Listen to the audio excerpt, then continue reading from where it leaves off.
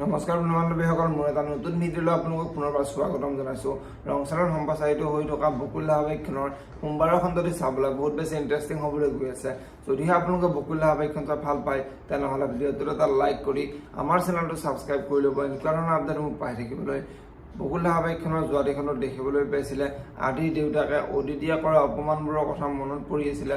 আনফালে আদি আৰু অদিতি ঘৰলৈ আহিছিলে আৰু দৰিকা আৰু মাকে আদি আৰু অদিতিক আগবঢ়াই আছিলে আৰু এই সকলোবোৰ মন্দিৰাহঁতে দেখি মন্দিৰাৰ বহুত খং উঠিছিলে আৰু মন্দিৰাই এই অন্ধটোৰ ফূৰ্তি চাচোন, সি যেন চকুকেইটাহে ঘূৰাই পালে বুলি খুৰীয়েকৰ আগত কৈছিলে।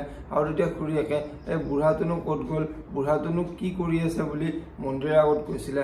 আনফালে আদিয়ে মাকক দেউতাক ক'ত গ'ল বুলি মাকক সুধিছিলে আৰু তেতিয়া মাকে আজিৰ এই শুভ দিনটোত মই একো হুলস্থুল হোৱাটো বিচৰা নাই, গতিকে সেইবোৰ কথা তই পিছত সুধিবি, আগতে তহঁতক মই ঘৰত আগবঢ়াই লওঁ বুলি আদিৰ আগত কৈছিলে। আৰু সেই সময়তে দেউতাক আহিছিলে আৰু দেউতাকে মোৰ ঘৰত এইবোৰ কি হ'বলৈ ধৰিছে বুলি সোধা দেখিবলৈ পাইছিলে।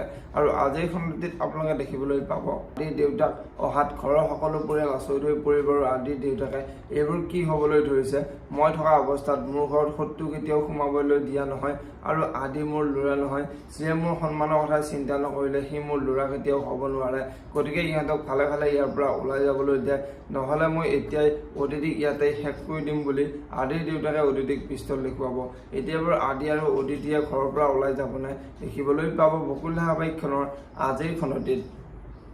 আনফালে আজিৰ খণ্ডটিত আদিৰ মাকে দেউতাকৰ সিদ্ধান্ত শুনি আচৰিত হৈ পৰিব আৰু আদিৰ মাকে মই আপোনাৰ ভৰিত ধৰিছোঁ, আপুনি আদিৰ জীৱনটো ধ্বংস নকৰিব, আদিক আপুনি ঘৰলৈ আহিবলৈ দিয়ক বুলি আদিৰ দেউতাকৰ ভৰিত ধৰিব।